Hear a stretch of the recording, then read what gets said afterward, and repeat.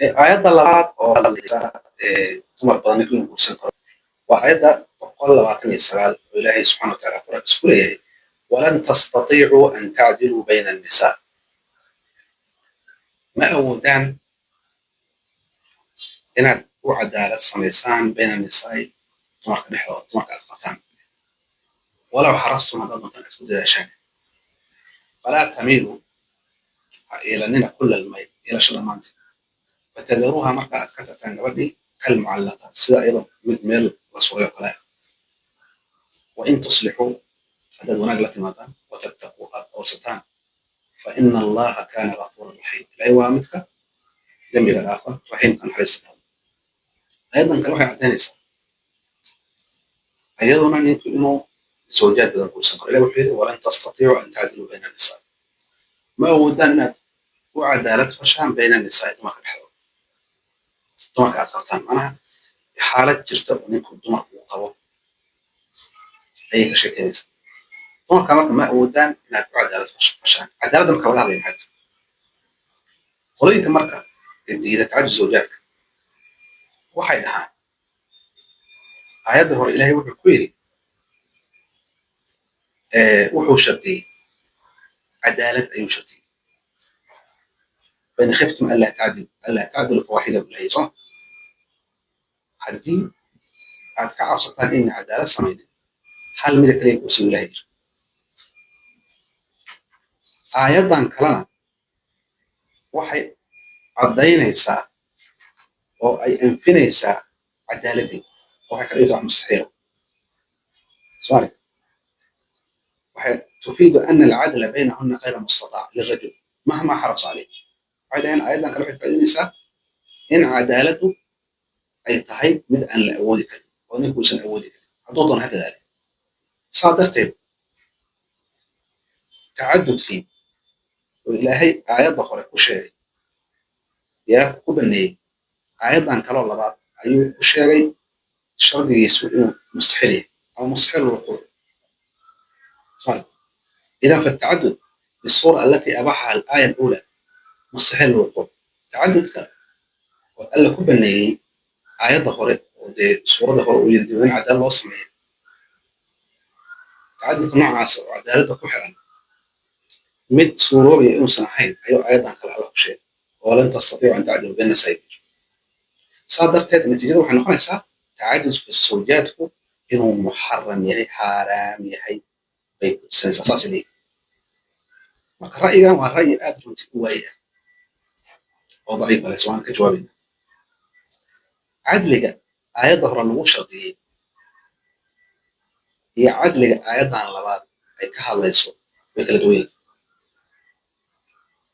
عدلك آيات ظهر أي كهاليسو وعدلك العدل المستطاع وعدالة لأوده وعدالة مادي أو سياسة مسكن كيو قال يكونوا قبل السيو مالي الدكتور إنه قبل أن فقد السيو إنه نيك قبل الله هيدا وحلا متعاون وحاصل أنه هو مسؤولية نيك وقاري كرو وأودي كرو هذا ما قف باجرة أنت أودي وهي إنه حاس قصر ولد الشيء إن ما تقانا جوار قصر وحيعمل لها دوسية إنه هبين كذا لا صح إنه صيف عن ولا طعام ولا وحلا أودو دولة بوقف عدالة صمية وما دولة دان أو مسؤول كياه عدالة صمية زوجات كريم زوج أفر زوجة وقف سعد الأسلم الوصف مال بالهلي أولا وكح بالهلي تضحون واجه أنت تكون عسوي أودي كلام تاس مركا عدل آيات ظهر له شيء وعدل المستطاع لا أودو عدل على بعض أو آيات على بعض أي شيء يسوع وأي دي إن لا أودي كره وعدل معنوي أو وأنا عدل كتعلق عاطفة قلبي مثلا سيدا جعيلك وكله جعيلك إن عدالة سميه وح أو بني آدم أودي كلام ما أهم لأنه قلب الإله سبحانه وتعالى وحكمه يقلبه كيف يشاء سلطان أيوب كتياوه مركا كعدل لليه هي لما السمعين كرو أو أيد أي نفيني سوديسو وكان قلبك أوي وقلبك تمرك ولن تستطيعوا أن تعدلوا بين النساء ولو حرصتم وكأيض أي شيء تمرك وما عدالة سمين كرتان حاجة قلبية وجعلك كما سمين كرتان قلبي هام بالغوضة إلهي سبحانه وتعالى آيات مركو انت هور الشيء وحو الراعيي فلا تميلوا كل الميل أيوة انت عندما بكتغى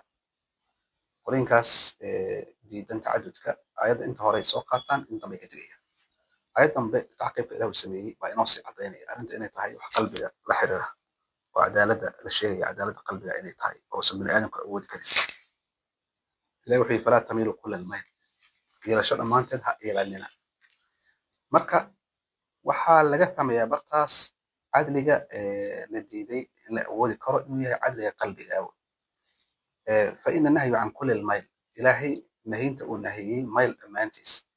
yufhamu minhu waxaa laga fahmayaa ana bacda almayli macfuun canhu maylka qaybtiis in la iska cafiyo kull almayl baa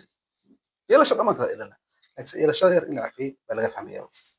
leanna maxaa yeelay qofku ma awoodi karo waa licadami istitaacatihi marka ilaahay subxaanahu aayaddu sibada wuxuu yidhi wain tuslixuu watattaquu haddii aad la timaadaan salaax oo cushro wanaagsan aad la timaadaan dumarka si wanaagsan aad la maamushaan watattaquu ilaahay u cabsataan fa ina allaha gafuur raxiim ilaahay intaa yartaa meelkaa yarta oo qalbiga ilaahay waa idin dhaafaya marka waxaa laga hadlaya waa meelka qalbiga ah waa meelka qalbiga ah nabiga sala allahu alay wasalam oo ah qudwadeena xasanada ahayd ayaana oo dee zawjooyinkiisana dhexdooda u cadaalad sameeyo ugu cadaalad badnayn aysan jirin oo rasuulku yidhi khayrukum khayrukum liahlihi wa ana khayrukum liahlihi kan idinku wanaagsan waa kan reerkiisa iyo qoyskiisa ugu wanaagsan aniguna kan qoyskiisa ugu wanaagsan baan ahay uu yidhi qalbigiisa wuxuu u iilanayay rasuulka alayhi salatu wasalam caaisha xaggeeda rasuulku marka waa isaga yidhi oo ku ducaystay allahumma haada qismii fima amlik tani waa qaybteedii waxaan awoodi karo waa maqduurkii ama cadaaladii qofku awoodi karay nafaqadii iyo cushradii wanaagsanayd iyo mataqaana sakankii mabiidka waxa lamidka falaa talumnii ilaahu ha igu loomin ha igu canaanan fiima tamliku adigu waxaad mulkisid oo walaa amliku aniguna aan mulkin rasuulka baa marka inugu cadaynaya in maylka la sheegayo uu yahay maylka qalbiga ah ee ma ahan qorooyinkan waxa ay sheegayaan oo ah cadaaladda caadiga ahayd oo maadiga ahayd ma aha laakiin qofkas lana waxay taas cadaaladda maadiga waa la awoodi karaa qofka zawjiin baa sheegaysa qofka dowladdan buu inta xukumo buu dadka cadaalad u samayn karaa